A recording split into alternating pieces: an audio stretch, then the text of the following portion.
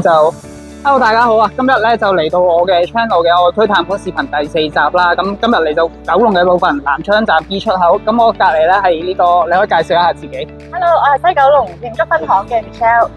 你主要負責嘅範圍係由邊度至邊度啊？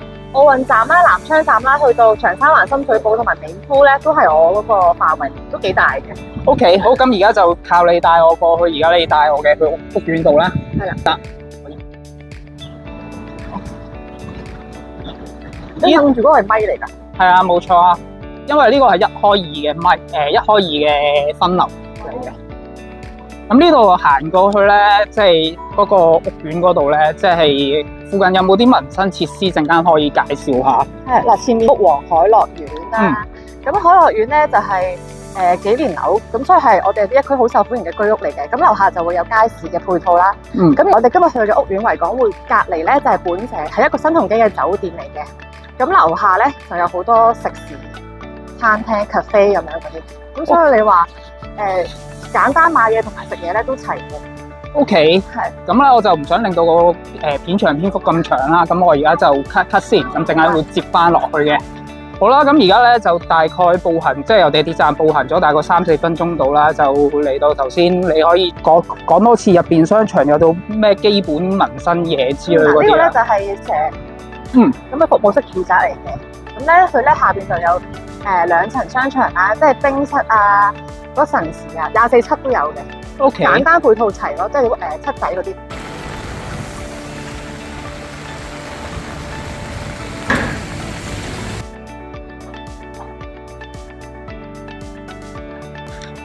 係啦，咁我哋咧已經咧由呢個南昌港鐵站啦，步行咗大概去亞灣6至8分鐘左右啦，就嚟到呢個屋苑嘅部分。咁說你可以介紹下呢個屋苑啦，係第幾座啦，叫咩名啦，樓齡同埋而家呢個單位嘅實用面積係幾多先？係啦，咁我哋咧而家咧就身處喺呢一個維港匯啦，咁就係信和同埋嘉里一齊發展嘅。咁而家我哋咧就身處喺呢一個咧2期嘅5座，咁呢個係一個特色單位嚟嘅，所以係非常之罕有少見。咁而家我哋喺身處嘅呢一個單位咧就係452尺嘅單位，再加個80零尺嘅平台嘅。咁同埋咧最特別之處咧就係佢呢個係一個水晶玻璃廚房嚟嘅，陣間都可以睇埋㗎啦。好，咁就為咗等大家咧，即係觀眾咧可以容易啲理解呢個單位嘅結構啦。咁我會配置咗我哋而家由大門口入嚟個情況。好，咁你可以即係介紹下。咁一入嚟左手邊就見到你頭先講嗰個。係啦，咁呢個門口入嚟咧，左手邊咧已經係我哋嘅水晶玻璃廚房㗎啦。咁入邊有齊晒嘅咧，都已經係咧發展商嘅交樓標準。咁呢度咧就係一個雙門嘅雪櫃啦，咁都一個家庭咧都係夠晒㗎啦。係啦。同埋呢度咧係一個透明嘅廚房，咁就好公開透明嘅。你煮嘢食嘅時候，咁亦都配置晒咧所有嘅家電。咁呢邊咧就係用翻電磁爐嘅，係啦。咁之後咧出翻去呢一個位置咧，呢個位置可以做一個啱啱好一個客飯廳嘅位置啦，可以放到張緊嘅飯台。然後呢邊咧就係我哋嘅客廳啦。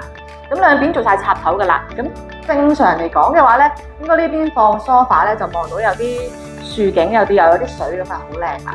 出到去咧，呢個咧就我哋個平台位置咯喎。呢個83尺嘅平台咧，做埋來去水噶啦。咁不過咧，你話 BBQ 就應該就窄啲噶啦。咁其實可能做翻啲綠化嘅室外空間咧，就非常之舒適嘅。係啦，尤其是咧呢一個平台好特別嘅喎。我哋而家頭先喺廳出嚟啦，跟住一路直行咧，就會咻一聲咧，就去到我哋嘅主人房啦。咁呢一個主人房咧，咁業主本身咧就做咗一排櫃，咁佢就可以咧。反翻落嚟咧就變一張雙人床咁樣啦。咁但係其實平時咧，我見啲業主佢哋會咁樣做嘅，就床頭喺我呢邊，咁就放到張4尺至5尺嘅床啦。然後呢邊做一排櫃啦，有個梳妝台嘅位置。然後咁啱呢一個有個凹位咧，就發展商做好咗嘅凹位咧，佢哋會做個到頂嘅衣櫃，咁收納咧就非常之多噶啦，可以。好，咁想你帶我睇埋客房同洗手間嘅部分。係啦，咁客房嘅部分咧就係一個四四方方嘅一個睡房啦。都係可以放到單人床嘅，係啦。咁然後咧就係個洗手間啦，都係酒店級數嘅配置嚟噶啦。係咯，咁就配備埋呢個浴室寶。咁咧就不過我就想知道頭先咧，我就睇最大嘅賣點莫過於佢呢個景觀啦。可唔可以即係再介紹下佢嘅方向啊，同埋佢係望到啲咩部分啦，咁就可以再出去再介紹。咁呢一個方向咧就係最靚方向啦，向南嘅。咁而家咧開始啲雲咧都散去咗之後，我哋就望到對面嘅港島，望到中上環嗰邊嘅。係啦，因為咧最近咧香港就係受天雨嘅關係影響啦，今日個能見度就差少少。我諗咧，如果即係個天氣好嘅時候咧，即係望到呢個維港嘅夜景咧，景觀非常一絕嘅。係。因為咧維港景係好代表到香港一個特色。係啦，咁呢個名副其實就係維港匯啦。好，咁最後問下咧，都想知道咧呢個屋苑咧嘅住戶係咩類型嘅客人多啊？可能係一啲大學生，可能一啲專業人士、家庭客定點樣咧？嗱，呢一邊咧基本上咧都係家庭客為主嘅，咁佢哋都會係有啲係年輕人居多。其實我見，因為佢哋可能而家年輕人唔興有小朋友咧，好多都係攬一隻小狗嘅。咁平時咧就會喺下邊海濱嗰度散步啦。咁同埋咧呢一個 size 啦，同埋呢一個配置，大型屋苑又有咁靚嘅會所咧，係好受呢個年輕人歡迎嘅。咁無論係租客啦，定係上車自住嘅咧，都會好多人咧選擇維港匯嘅。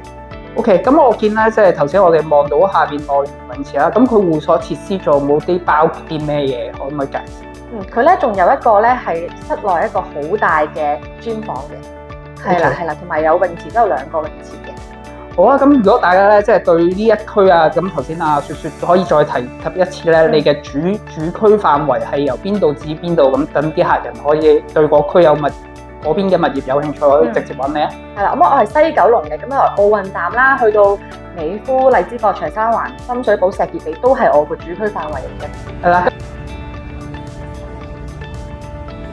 大家之前有睇我幾段唔同嘅外區探盤視頻咧，最後咧都會問翻當區嘅同事嘅一啲少少問題啦。係啦，咁就雪雪，我想問下咧，即係我見到你即係入行唔係好耐，但係都有唔錯嘅成績啦，即係做咗啲買賣同補幾單租啦。咁我想問下咧，即係喺即係接觸咁多客人，有冇一啲好令到你覺得好有趣或者好特別嘅事情可以分享下俾觀眾知道？咁其實如果話好特別嘅客人，咁其實我哋咧做地產都會接觸好多唔同嘅客人啦，佢哋都會有唔同嘅需求嘅。咁但係大多數我哋接觸嘅咧都係想要開揚嘅景觀啦，好舒服嘅景觀啦。咁但係我前排咧就收到一個客人咧，同佢傾起落嘅時候，佢就話佢一個望樓完全望樓嘅景，然後要好困低層嘅，好下邊唔要有車道嘅咁樣，因為佢話咁樣先會有安全感咯。咁呢個都係好特別，我都係未聽過呢個要求，要困全樓景咁樣嘅。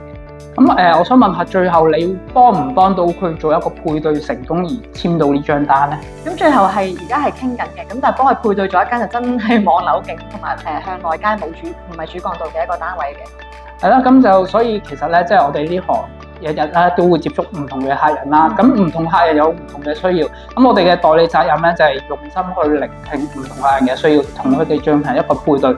咁我都好希望你可以幫呢個客人咧揾到一個佢自己中意嘅單位啦，而促成到呢個deal啦咁樣。係啦，咁都再問多少少啦。咁我想問下你入行大概幾耐？即係由做地產嘅2年幾，應該就快3年。OK，咁以前係咪都係做一啲相關地產嘅行業嗰啲啊？我唔係，我以前係做教育嘅。教育嘅，咁點解咧？即係會突然之間有個轉變，想過嚟做地產，係因為有啲咩原因嗰啲咧？因為其實我係由18歲咧，即係 part time 已經開始做教育呢一行啦，大細嘅人都教過嘅。咁可能去到28歲嗰陣時就覺得好似想轉換下跑道。因為其實咧一直可能講算命又好啦，或者我自己本身個人嘅性格都好咧，都係中意講嘢啦，同埋我中意走趯嘅。就算以前做教育咧，我都係走嚟走嗰隻嚟嘅。咁所以我就變咗覺得，不如咁嗰陣時咁啱我自己揾緊樓，我就覺得咦，好似我都可以適合試下做代理呢一個角色喎咁樣，咁我就去咗考牌，一係入咗中原咁樣咯。OK， 嗱，因為咧港九區咁多地方啦，咁你最後揀咗做呢一區嘅範圍，咁其中有個原因可唔可以同大家分享下？咁因為其實我覺得咧做地產咧個地產本身咧要好熟悉佢做嘅嗰區嘅，咁因為我做西九龍咧就正因為我住過西九龍，仲住有幾笪地方，即係奧運站啊或者呢一邊咧我都住過嘅，咁所以我就變咗我就熟悉我自己做嘅嗰一區，例如佢嘅民生啦或者校網啦，起碼我都會熟悉啲，咁我就都有說服力啲點樣去同客人去 sell 呢一個區咁樣咯，咁所以就最後就揀翻呢一區去做。係啦，咁就聽完阿雪雪咁講啦，相信即係如果大家對呢區嘅物業咧感興趣嘅話咧，見到即係佢都係呢頭嘅街坊之一啦，咁相信咧大家咧可能有啲民生小店啊，或者有啲好食啊、好玩嘅地方咧，相信佢都可以即係除咗介紹你睇樓之餘咧，亦都可以，因為有時除咗買樓之外，其實都要咩 location，同埋買一個生活配套上嘅方便。咁阿雪雪咁認識呢區咧，相信咧佢可以幫大家揾到一個你哋中意嘅單位啦嘅物業，係啦，咁最後都再推介一下啦。咁大家如果中意我嘅影片，可以訂閱我嘅 channel， 同埋你可以介紹你嘅 YouTube channel 叫咩名？